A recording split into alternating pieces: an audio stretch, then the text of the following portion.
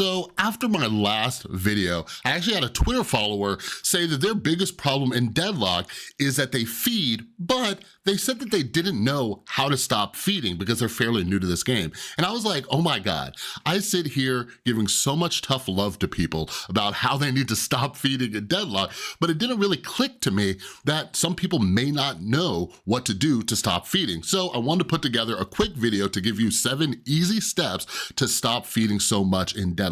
And listen, if you're somebody in this game who doesn't feed and you're just the best Deadlock player in the world, cool, share this video, all right? I make these videos to help other people who I play with. I would love if there was less feeders in the game, and I'm sure you would too. So make sure that you share this video, share it on social media, Reddit, whatever tickles your fancy, all right? So anyways, real quick, for those of you who don't know, let's discuss why feeding is bad. I've discussed this in previous videos, but let me just give you a real quick summary of why feeding kills to the other team is bad.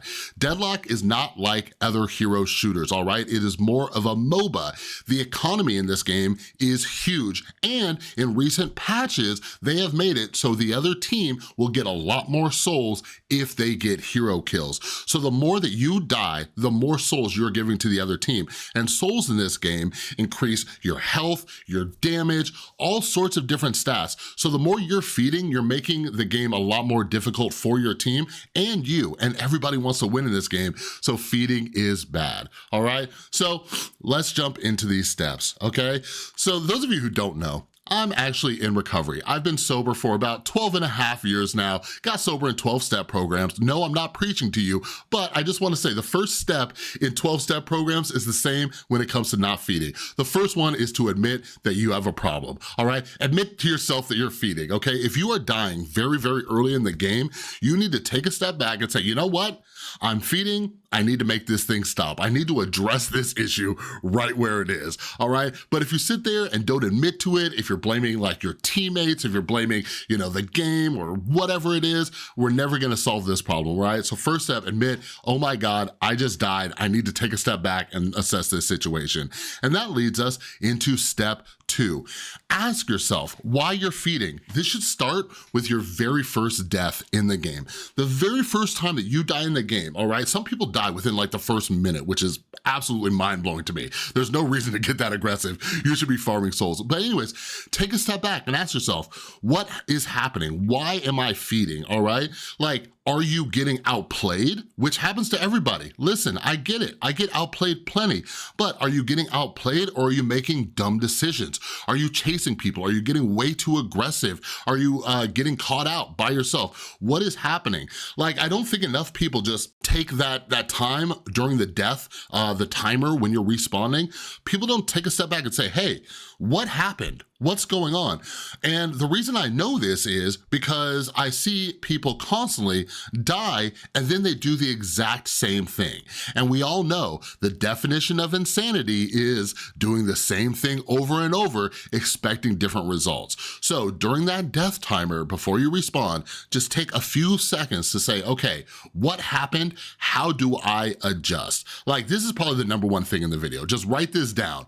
Ask yourself what is happening and do what you have to do to strategize around that, all right? And one of the reasons that you're feeding might be because you're just sticking around way too long, all right? There are a lot of people who have maybe half health or less than 50% health, and they just stick around. They stay on the lane. They have no ways to heal. They have no ways to regen health, just absolutely nothing, and they stick around on lane, and then they're just baffled that they're dying. Look, just run back to base, especially if the other team has pushed up on you and you're like back at your walkers. It takes like 2 seconds to go back to base, heal real quick, giddy up, U-turn, go back to the lane and start fighting again. You do not have to stay on the lane when you're at 50% health. You are not doing any good by just firing around and thinking that you're holding them back or thinking, I don't know what you're thinking, all right? Leave the lane. This might be the big why as to why you are feeding so much. The third step is to ask for help, all right? If you are, whether you're on a solo lane or whether you're on a duo lane, if you are dying, if you're getting outplayed, because sometimes you're getting outplayed, you're not making any bad decisions, you're just getting pushed off the lane, the other team is advancing, or the other person on your solo lane is advancing, they're about to take your tower, because listen, if the other team takes objectives, it's a problem for your whole team as well. So ask for help. Hopefully you have a microphone. If not, there is an in-game chat. Type to your team like, yo, I need some help. This person on my lane is outplaying me and I need some help. And maybe you can get some ganks over there. And listen, not every time, if you're pubbing around, if you're solo queuing by yourself, people won't come to help. And I do wanna say this, because sometimes people ask for help and then they get really mad and frustrated, but sometimes on multiple lanes, everybody's dealing with the same issue, right? So if you're on a lane and you're getting, pushed, if you're getting outplayed, well, maybe your teammates who are on the other lane, the exact same thing's happening to them. So if they leave to go help you, it's zero sum, right? Because they go to help you and maybe, they help you not die, but then over on the other lane, their teammate's dying or the tower's getting pushed. So sometimes you're not always going to need that help, but you do need to communicate this. Like you need to say, hey, this person on the other team, they're farming a lot of souls, and it can at least make the rest of your team kind of aware of the situation. So maybe you can start building to counter the person who is doing really well on the other team. But anyways, ask for help. There ain't no shame in it, baby, okay? So the fourth step is to stop running around solo, okay? One of the biggest reasons that people feed is because they keep just running around by themselves. This happens constantly. It is just not a good idea, especially once you get past the laning phase. If you're running around solo, there is a very, very high chance that you are going to run into multiple people on the other team. And unless you are the one who is extremely farmed and extremely fed, there is just no chance that you are gonna take down 2 or 3 people or more from the other team. So just implement the buddy system, baby. Like if you notice that you're feeding, if you're dying a lot, just recognize like, oh wait, I am running around solo. I need to stick with somebody else. Go stick with somebody on your team, run around with them, even if they're farming jungle camps, just stick with them, okay? This will help slow the bleeding, which is something I talked about in my last video, which is very, very important. But also with this, you need to pay attention to the souls lead. This is something I talked about in my last video as well. The soul difference is everything in this game. There are so many times when people will run and try to 1v1 someone on the other team who is 5,000, 10,000 souls ahead of you. You need to understand that's like you being in first grade trying to fight a senior in high school, all right? It's never gonna win. You're just never gonna win that fight. So stop doing it. Pay attention, see who on the other team has the most souls. Like sometimes somebody on the other team has a lot more souls and then the others don't have as many. Maybe you might be able to 1v1 somebody else on the team who's a little bit closer to your soul count, but if you're going up against the person who has the massive 5 to 10K soul lead, it's just not happening. All right, step 5.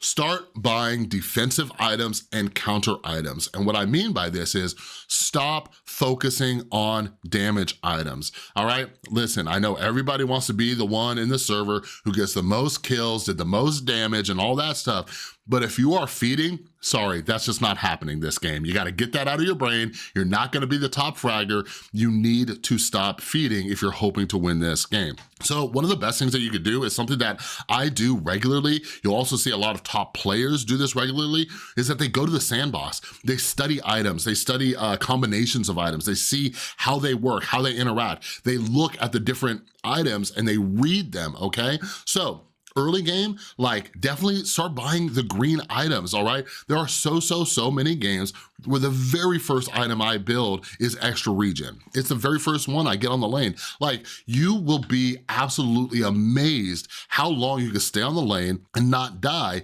if you just get some early game regen. Get extra regen, get healing right, get something, get extra health, whatever you have to do. And then as you get to the mid and late game, start looking at the different armors, start looking at different barriers, start looking at all of the different items. Again, go to the sandbox, study what they do, get things like reactive barrier so you get some extra shields if somebody does some kind of stun to you, all right? Take a look at the green items, but you can also start looking at the spirit items and the gun items because some of those have other, attributes that will give you a little bit more armor, a little bit more resilience and things like that. So see which items there are. So that way you can still do a little bit of the damage that you have fun dealing, all right, but you'll also get a little bit more survivability. Also, I made a whole video about items that people aren't buying nearly enough of, and this is a good place to look for counter items, okay? For example, if there is like an Abrams or somebody on the other team who's just doing a crazy amount of lifesteal and healing, you can get things like Healbane and Decay, all right? Something I communicate to my team regularly, like let's say an Abrams is popping off on the other team, I'm like, yo, we need to get at least maybe like 2 to 3 Healbanes, all right? And they'll say, okay, I'm getting Decay. And you guys, they just buffed the hell out of Decay, all right? So start getting it. Step 6, work on your movement, all right? Work on your movement. A lot of times you can get out of situations just by knowing how to move, know how to do, the dashes, know how to do the slides, know how to get out of situations, know your escape routes, all right? Sometimes you will be pushing by yourself and you just need to know how to get out of there. There might be a very good reason for you to be out there by yourself. Maybe you're pushing a lane, maybe you're distracting, right? And somebody might teleport over or get there faster than you thought. But if you have good movement skills and you know your escape routes, beautiful. But there are also items that you can use to escape, all right? I use a lot of different heroes where, I might buy like a warp stone or something like that, and it gives me a way to escape, okay? So know your escape routes, work on your movement, get escape items if you need to. And also escape items are just good, like if you're feeding, all right? I mentioned this before, sometimes I'm testing out new heroes, and if I do not fully get how they work and everything like that, I'll just buy a warp stone. I just buy a warp stone, so if I get caught off guard, I can just whoop and just get away real quick. Step 7 is to learn what other heroes do and what their strengths and weaknesses are, okay? Something I've been doing a lot more lately is experimenting with other heroes, and this might be a good idea for you too. Play with them, understand their weaknesses, all right? For example, I play a ton of Mo and Krill, so I know Mo and Krill's weaknesses, okay? So when I'm up against a lane against a Mo Krill, I'm just like, okay, I keep my distance, their gun does not do that much damage. I keep my distance, I can start ticking them down a little bit, you know what I mean? I never play Infernus, I haven't played Infernus since like the first day I started playing Deadlock, right? But I started playing some Infernus, I'm like, oh wait, it's a lot harder to get my stacks of fire on them when I am very far away. So now when I'm playing against Infernuses, I know a little bit of their weakness, all right? So when you play with other heroes, you start to notice, oh, okay, even though this hero can be very, very strong, here's what they're not so great at. So start studying and learning other heroes, what they do and what their weaknesses and their strengths are, all right?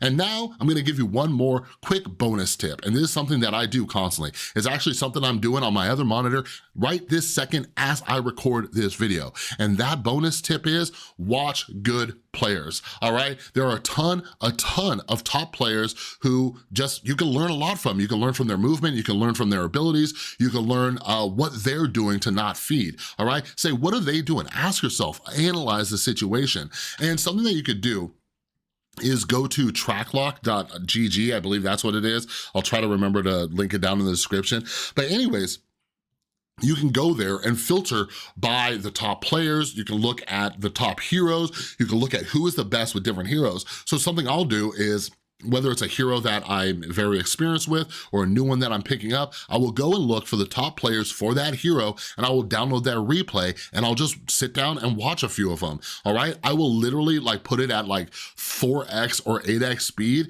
and just look and see what items they're getting, how they're moving around, what their matchups are, and just kind of soak in what they're doing that makes them so good at this game, all right? It's just a great rule in life to look at people who are better than you at something, all right, and try to ask yourself, how are they successful at this, and what can I learn from it that I can implement it myself, all right? But anyways, I really hope this video helped, and again, please, please, please share this video, share it so more people know these ways not to feed, because like I said, some people may not want to feed, they just don't know how to not do that thing, all right? But anyways, that's all I got for this video. If you like this video, please give it a thumbs up. If you're new, make sure you subscribe, ring that notification bell, all right? I'm trying to make a little bit more Deadlock content, so you don't wanna miss it. And I am over on Twitter, so that's linked down in the description below. Follow me, I love talking about Deadlock and all sorts of fun stuff. All right, but that's all I got. Have an amazing rest of your day, and I will see you in the next one.